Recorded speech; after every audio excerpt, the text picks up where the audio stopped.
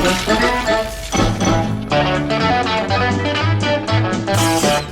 everyone, welcome to the channel. As you can see, this has turned into a full-blown operation. Area 51 is actually a print farm now because I have 4 printers, and we have the 3 here, and then I have a small FDM, which was a gift from my wife when I first kind of entered into printing. And that was a gift because she knew I wanted light pulls, so she thought, get the small Intina printer is what it is, and it's a filament printer. And I really didn't know much. I would do stuff and not put supports on it, not understanding how everything did it because I just jumped into it. But some things work because I made small car stands out of the printer that I use to put on my cars that have rubber tires inside the room where Area 51 is at, with the cars that have rubber tires, like I said. So this all started with talking with Harry during the SummerSlam last year, and we had discussed, a little bit about how I was going to get into the resin casting, which you use the silicone mold, which is still used today on some things. But the thing with the silicone mold, it's a lot of work. It requires you to make a master and really do the master well, because what the master reflects will what the master is done, how it's done, will reflect how the mold comes out. And it takes a lot of skill and effort. You've seen Dave do it on his channel, and it takes a long time, and it's really a long process. So I had mentioned to Harry, hey, they got a brand new machine that came out. It's called the Saturn 4 Ultra, and I was explaining to him how it does resin prints. And I had seen some bodies done with it, far from here for scale modeling. And I've seen people on the forum use filament to do bodies, but the filament, I don't think it's there yet. I'm sure it will be one day. I'm sure somebody else probably will tell me I'm wrong. They could get it done perfect, but from what I saw, I didn't really like it because it left a lot of licorice lines. There are some people that have been successful with it that do a good job, but there's still some sanding required, and the material is really hard. So it's basically a super hard plastic, more dense, more durometer to it.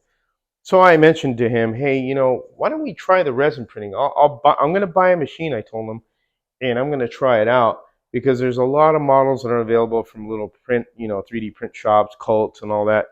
And let's find out what we could do, because the 1/32 scale is hurting so bad that we have to go to using the resin, and it takes a lot of time, and then it's expensive because the silicone is the heart of the material that you use, that you need to be really good.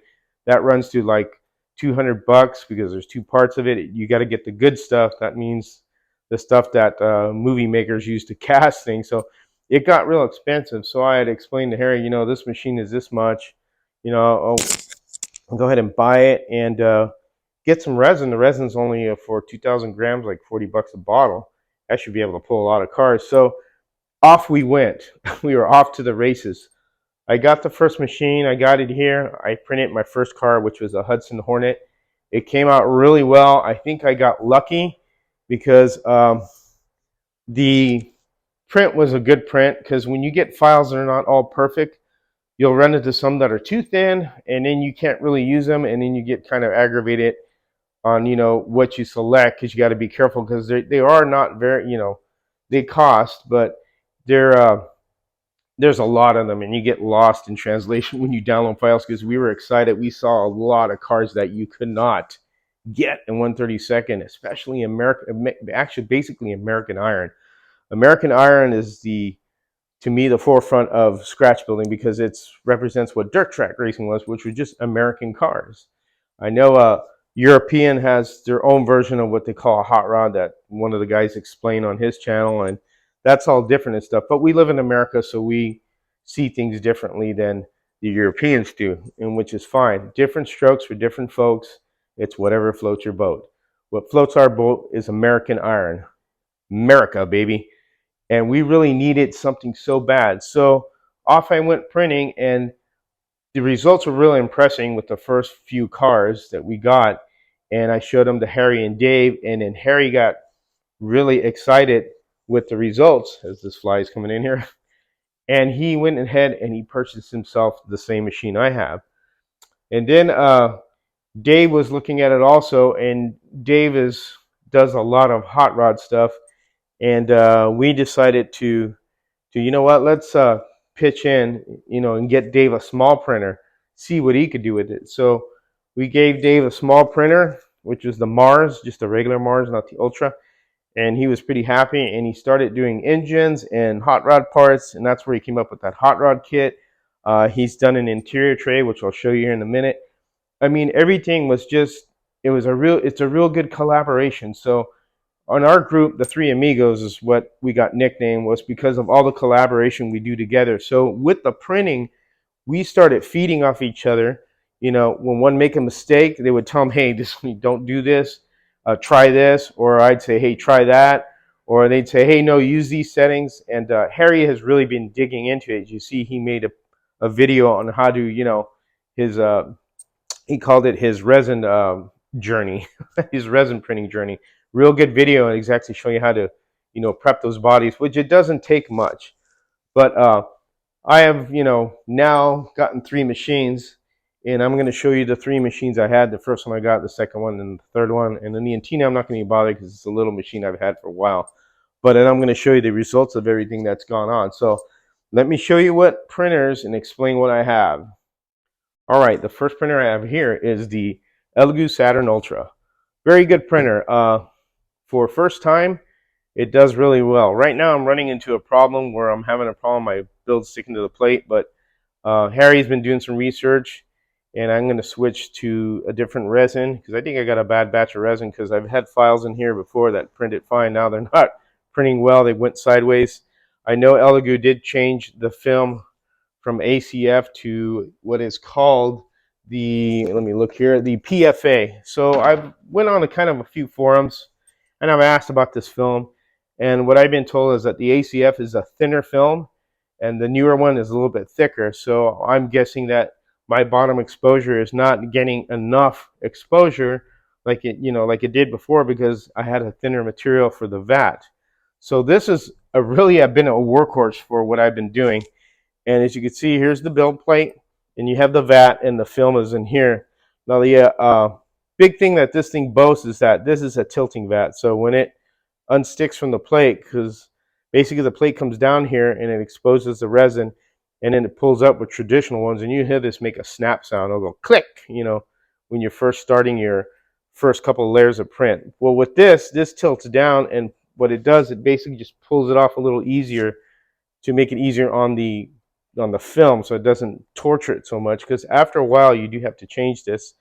It's like 7,000 cycles in the machine here. It'll tell you when it's you're going to need to possibly replace it. I have talked to Elegoo about it, and he said you could keep going on with it, but what happens is that you'll start having print failures, because the film gets worn out, and then it gets stretched, and it doesn't do what it's supposed to do after a while. But I'm going to show you here in a minute which is if I could find it, it's supposed to be here we go, the calibration. So you could self-test, and you could see right here it says resin release film usage, which you could reset it. It's at 0 now because I reset it, because I replaced this film, which takes a little time, which I've done it so many times. It's just a normal natural thing now. As you can see, it'll self-calibrate and make sure everything's good. But you have your build plate here, which slips off this when you have your prints. I have a tray that goes around this that comes with the machine, so you don't drip it all over the place. And basically, it's great for prints for 132nd stock cars.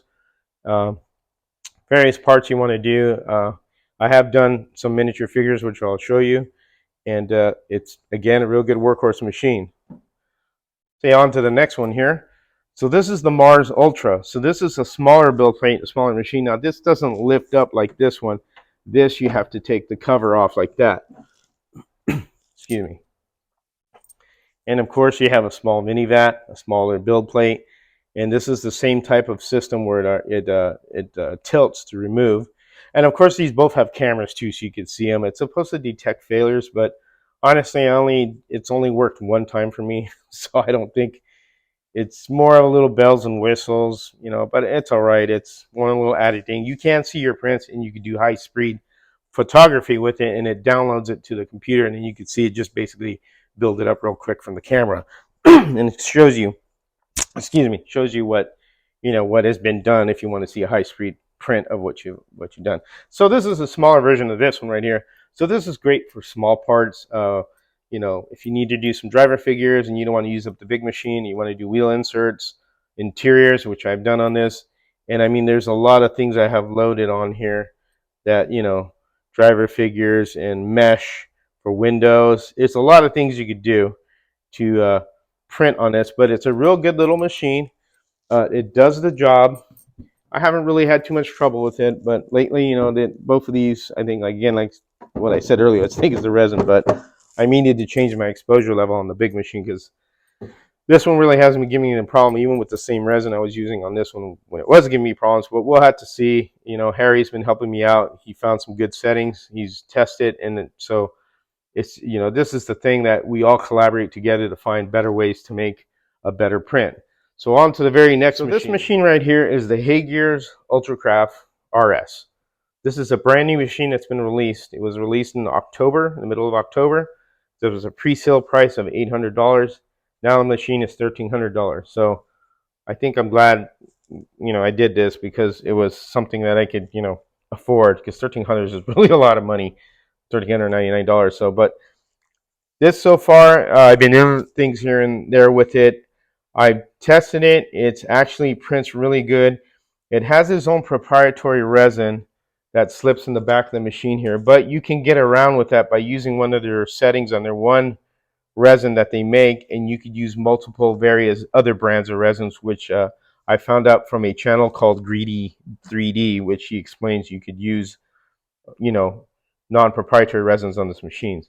But the proprietary resin really works good as well because I've experimented with it. So I'm going to open the hood here. This one flips up. And here we go. This is the vat, and this is where the bottle sits in and it feeds it.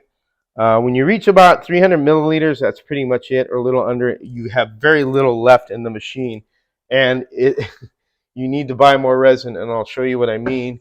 Unless you plan on filling it and you run out, I wouldn't print anything else with this machine because that's how much is left in there, very little, when you're a little under 300 milliliters. So, and it will tell you when the machine is low that you need to refill it. So it's basically a cartridge. There's different type of resins that they offer this machine to make really good molds or figures. And I'll show you the figures I printed with this and other stuff. But this is a really decent machine. It's basically a one-click slice, and it has an AI in the slicer program, which is only for this machine, called Blueprint, which I've been discovering how to do more and more with it. What's really fantastic is that you can actually label the parts. So if you want to inscribe something or emboss it or embed it, you could write anything on the model, or you could even put a logo label if you want to. So if you had like your track name, you could actually put it on there and emboss it or embed it into the model wherever you want, which is really interesting because I have some ideas I want to do with this. Now the resin is a little bit out of stock. It won't be back in stock. The one certain one that I want to try out for other stuff, and then the one that's for ABS is coming. It won't be here till Monday. Hopefully it'll show up today. It'd be nice, but I doubt it. But again, really good machine. It's just a one-click slice. A lot of people in the resin community are really against this machine. Some of them are, because the Blueprint is the only slicer program you can use on this. You can't use Cheeto Box like you use on the Elegoo, or say if you want to use Lychee and then insert a USB drive. This is not capable of that. You have to use their resin. Well, you don't have to use it completely. You could get around that, but you have to use their own slicer software, and it is cloud-based. So if you don't have an internet connection, you can't use the slicer. You can't use the machine. That's one of the big things that the people in the resin community are really upset about.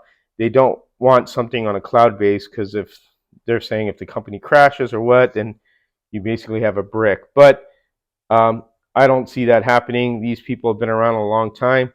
They actually did, they do dental, how would you say, molds for dental work.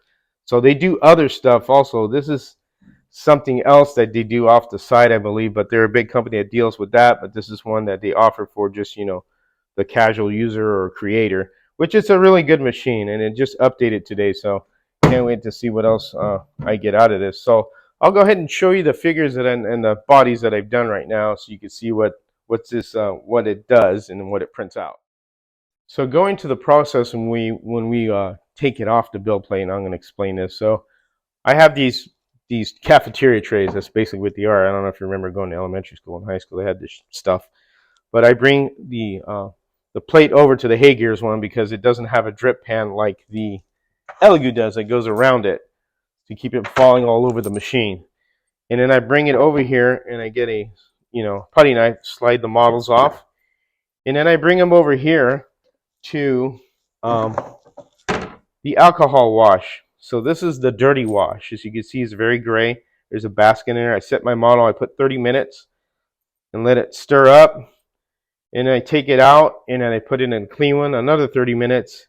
Let it stir up. And then I let it sit for another hour for the hay gears one in particular, because the supports are very strong, but they're not strong that it'll break the model. But you want them to soak for about 2 hours with that one. And I think I'm doing it with the Elegoo resin as well, just so this way they'll peel off easy. You can peel them off at first with the Elegoo machine. With the hay gears, it's really tough, and you end up breaking the skid plate easily, and you shatter it, and it doesn't damage the model, but it's really difficult to remove. So I like to let it soak with the hay gear supports for about 2 hours, and then they just pop right off easily. And then I come over here to this machine, and this machine is the Vibric Sonic Cleaner, and inside of it I have a detergent that's used to clean resin residue, and I just turn it on, hit that, stick it in there, and let it sit there for 10 minutes. And then when I'm done, I take it out, and this is clean water. I put it in here, wash it out, bring it out, put it on this paper towel, and then from there I take it to this machine right here. And what this machine does is a dryer and curer. So what happens is when you put the model in there, and I use this to put it on there because you can see some of it leaked on there, which kind of sucks, and it's a turntable. You turn this on for 17 minutes, it's going to blow dry the model, basically, is what it does. There's a fan in here, and it dries it out, and you can increase the speed there and lower the speed. And what it does, it dries the model when it's wet, and then after that is done, where it says dry, and then it goes to UV and then exposes it for another 17 minutes to the UV light in there until it's done. It's basically finished, and that's how this works. These are Sunlu products. You get them from Amazon, and when that's finished, it's pretty much cured. Now we're going to show you the models that I've done so far on from the two machines. So here I am with the models that I've printed. Obviously, this is the white resin. This was used with the Mars, the Mars Ultra, and of course you could see really cool. Now this was developed by Dave because really making interiors was really a pain in the butt. You had to use Q-tips or whatever you use, pasta strut. Nothing against people who do that. It got tiring and it takes a little bit longer. This eliminates a lot of that.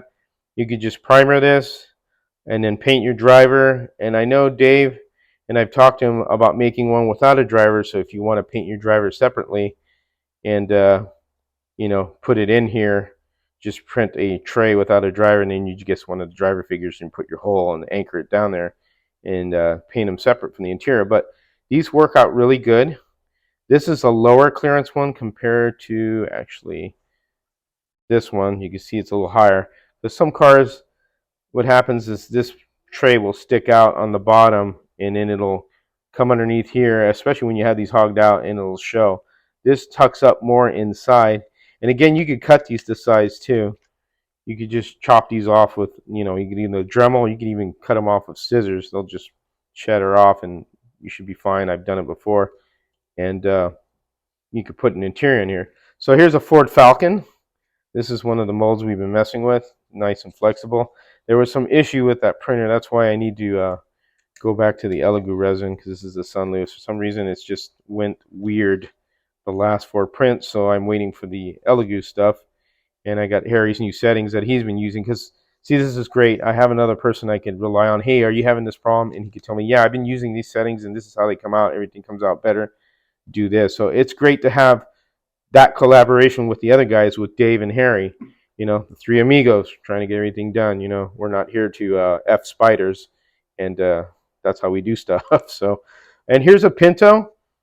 This one is another one that it was a difficult print because it was leaving a lot of that, so we'll get that figured out. But this is a Pinto, and this is a great car if you want to build it or make it a mod. I guess you could, or what you could do, which are these are good for the Vega, the Pinto, and the Gremlin, are for making modified cars.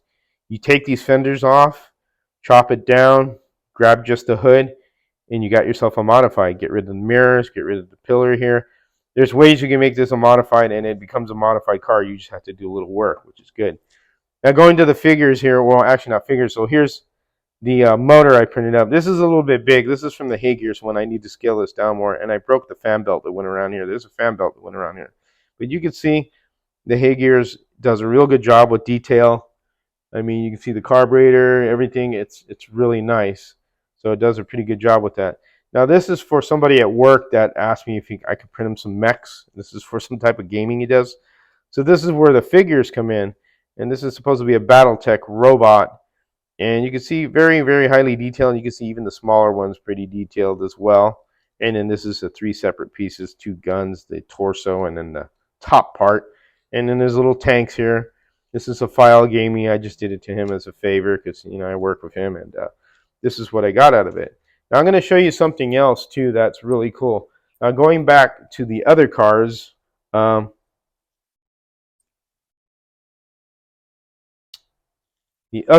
here, you see that we have a 55 Chevy, and this is the like a dirt track racer or asphalt racer that we, you know, found. And this is a real cool car, and this is based off a real car that used to race, that were, it didn't have A-pillars. It used like a plexiglass riveted, you know, riveted onto the structure, and that's correct the way it looks. And we've modified this to make it a little wider for the showdown, a little bit longer, our own personal touch, which you can scale these cars, which is nice, to 124th, 125th. You can widen them out, you can shorten them down. You can do that with the program, and it'll print out that way. And then we have 75 Camaro. This is one that's available at SCC. If you're interested, you can make this a showdown car, a modified car. You know, Harry has shown you how to hog out the wheels, which is pretty easy, and, you know, get rid of the mirrors and turn it into a showdown car. Or if you want to build it stock as something from your, you know, teenage years or younger days that you remember the car, you could build it stock and make a, you know, they have stock wheels you could fit on here, and you can fit underneath the fenders, make yourself a nice stock car. Now this is another one I've been messing with. This is a Fox Body Mustang, and I've whitened this one out a little bit because I thought it was too narrow. Just if we made it a showdown car, you can see some of the supports are still in there that I haven't got rid of, but you could cut those out. Now what's really nice with these interior trays, and here's an example of that. This is a taller one because this has a higher roof line. You just basically insert this in here, and you have yourself an interior car. And now you see how this plate doesn't stick down like on some of the other ones. They come down like this. That's why I made the shorter one. But this has such a high roof line, it tucks up in there nicely, so you can tape it or glue it after you paint it, and you got yourself an interior car. It's got a fire extinguisher, it's got a dashboard, the driver's in there already. If you want to get, you know, make one without the driver and then print your driver and put it in there and position them differently. But this is the advantages of just having the 3D printing stuff. And this is super cool, and I intend to build a car out of this for sure, because that just looks really nice. And hogging these out little, and, you know, having the driving interior, it just makes it easier for you to assemble a car. And I mean, even stays in there, not moving. So, but that's pretty much it right there with what I've done so far. And you know, the process goes on, the experimentation and the mistakes, which can be aggravating, but it's a part of learning how to do stuff. So, but I'm glad I have Harry and Dave, and I'm sure they're glad they have me, because we all work off each other to make sure that we could help each other to get good prints and just have fun, because this is a lot of fun doing this. And you guys could get into this as well if you want to. It's just up to you whether you want to spend or invest the time and money into it. But, and if you don't, you can always go to Stock Car Corner, and there are bodies available there if you just want to do that, and interior trays if you don't want to deal with buying a machine. So there you go. So there you have it. That is my journey through resin printing. So far I've had a lot of fun. I printed a lot of other things. I printed a skull Dave had about this big. It was like a German helmet on a skull. Pretty cool. I did a Wild E Coyote on a rocket. I mean, there's little things you could do that. You could experiment with figures and stuff. You don't have to exactly make, you know, slot car bodies. You can make tire walls if you want to out of resin. I've done it. You can do a lot of things, so there's a lot of capabilities. Right now I'm working on this Nova right here, and I primered it, and I need to primer it more because I ran out of primer. That's why you see a little white splotch there. But once I sand this down, and then I have my interior painted, and I have my wheel inserts painted, and I'm going to make a slot car out of this. I'm building a chassis up there right now, which I've been kind of really busy with doing all of this because this is very time consuming, and then I got to get back to building. That's why I built the Demon and I sent it to Dave for the shotgun fast lap challenge. It should be there Friday.